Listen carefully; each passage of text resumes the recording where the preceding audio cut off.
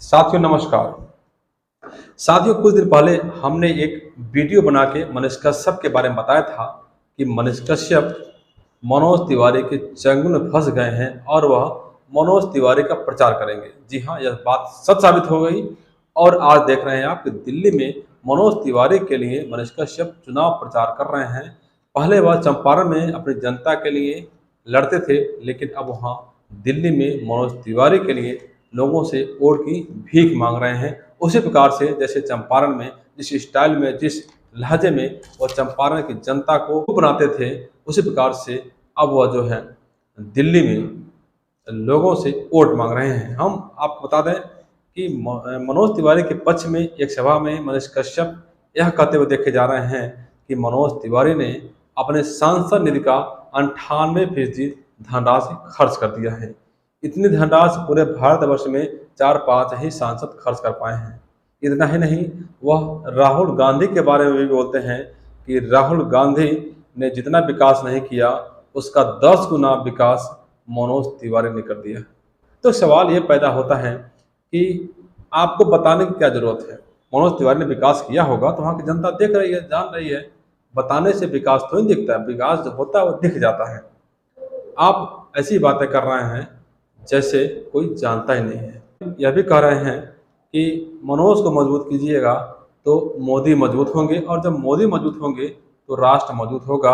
अब बोलिए, राष्ट्र को मजबूत करना है कि नहीं करना है, ये लोगों से कवाते भी हाथ उठा करके। तो राष्ट्रवाद के नाम पर भी यहाँ जो है वोट मांगते हुए मनीष कश्यप देखे जा रहे हैं। वो यह जिक्र करते हैं कि मैं चुनाव लड़ना नहीं चाहता था, लेकिन मैं चुनाव लड़ रहा था चंपारण में, जनता के लिए चुनाव लड़ रहा था, जनता की आवाज़ बनना चाह रहा था और जनता के लिए वहाँ पे उनकी मांग पे चुनाव लड़ता था। लेकिन मनोज भैया ने फ़ोन किया, उनका हमारे पे बहुत एहसान है, और उन्होंने कहा कि मनीष तुमको चुनाव नहीं लड़ना है। उनके फ़ोन पे मैं यहाँ आ गया और आप लोगों से इनके लिए वोट मांग रहा हूँ। तो मैं बता दूँ आपको, मनीष कश्यप जब चंपारण से चुनाव लड़ने की तैयारी कर रहे थे, लोगों के बीच जा रहे थे, तो इसी प्रकार से बातें कर रहे थे कि जैसे वह वहाँ के मसीहा हों, गरीबों के और दुखियारों की, असहायों की बात करते थे। हर सभा में जो है विपक्षियों पे हमलावर आते थे और वह कहते थे कि गरीब जब भी हमको याद करेगा 24 घंटे हम उसके लिए हाजिर रहेंगे। मोदी यदि आपका फ़ोन उठाना है और तेजस्वी यदि आपका फ़ोन उठाना है तो आप उनको वोट दीजिएगा, मुझको आप फ़ोन करेंगे तो तुरंत हाजिर हो जाएंगे। तो जिस मोदी का वो विरोध करते थे, आज उसी मोदी के पक्ष में दिल्ली में मनोज तिवारी के लिए वोट मांग रहे हैं। कांग्रेस पे वो काफ़ी हमलावर हैं और वह भी कहते हैं कि इसकी कांग्रेस की तुलना उन्होंने डायनासोर से भी कर दिया। वो कहते हैं कि डायनासोर का जो जिन है वह कांग्रेस में आ गया है। जिस प्रकार से डायनासोर विलुप्त हो गया था, उसी प्रकार से कांग्रेस भी कुछ सालों में विलुप्त हो जाएगी। यह भी कह रहे हैं कि कांग्रेस ने बहु बेटियों का ख्याल नहीं रखा, और मोदी सरकार जब से आई है तब से बहु बेटियों को जो है सदन में जाने का मौका मिला है, आरक्षण दिया गया है। रोजगार की बात करते हैं तो कहते हैं कि हाँ, रोजगार तो नहीं मिला है, लेकिन उन लोगों को नहीं मिला है जो लोग देशद्रोही हैं। मतलब क्या है आपका? ऐसे लोग जो देश को बर्बाद करते थे उनको रोजगार नहीं मिला है। राहुल गांधी, कन्हैया कुमार को रोजगार नहीं मिला, वो बेरोजगार हो गए। मतलब आप समझिए इनका इशारा क्या है, ये क्या कहना चाह रहे हैं। वो कहते हैं कि युवाओं में टैलेंट है तो रोजगार पा जाएंगे। मतलब कि टैलेंट होगा तभी आपको सरकार रोजगार देगी, नहीं तो रोजगार नहीं मिलेगा, आपको नौकरी नहीं मिलेगी। मनीष कश्यप जी, मैं आपसे एक सवाल करना चाहता हूँ कि आप इस प्रकार से कब तक फेंकते रहेंगे? चंपारण में जो लोगों को लालिपाप देते थे, सदन में जाऊंगा तो ये कर दूंगा, वो कर दूंगा, ये हो जाएगा, फिर आप उसी लहजे में फिर क्या दिल्ली वालों को बेवकूफ़ बनाने आ गए हैं?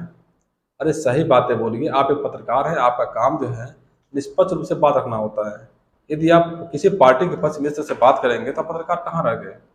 या तो खुद चुनाव लड़िए। मनोज तिवारी या किसी नेता पर क्या भरोसा है कब क्या बदल जाए। हालांकि मनोज तिवारी अच्छे आदमी हैं और वह कहते हैं कि हम भ्रष्टाचार करते हैं तो हमें भी जेल में डाल दिया जाए, तो अच्छी बात है, कहने और करने में अंतर होता है। लेकिन मनीष कश्यप जी, आपके बारे में आप एक बार अपने चंपारण बेतिया में दोबारा जाकर देखिए, वहाँ आप लोग क्या क्या किस किस नाम से आपको पुकार रहे हैं, किस किस उपाधि से आपको नवाज रहे हैं लोग। आपके एक गलती की वजह से वहाँ के लोग आपने वहाँ के लोगों का विश्वास खो दिया है, वहाँ के लोग आपको धोखेबाज, गद्दार, पलटू और फेंकू के आदि नाम से पुकार रहे हैं। आप एक बार जरूर जाइए, इसी समय जाइए आप, ताकि मालूम चले कि आपने जो किया है उसके प्रति लोगों के अंदर कितना दर्द है, लोग किस प्रकार से आपसे उम्मीद करते थे और आप किस प्रकार से वहाँ के लोगों के साथ छलावा कर दिए हैं। हालांकि आपकी जो भी मजबूरी रही हो, लेकिन किसी को विश्वास में लेकर के मझधार में छोड़ करके नहीं जाना चाहिए, ऐसा मेरा मानना है। लोग ऐसा भी कह रहे हैं। तो अगला कड़ी में देखेंगे मनोज तिवारी के पक्ष में मनीष कश्यप किस प्रकार से प्रचार कर रहे हैं। तब तक के लिए नमस्कार।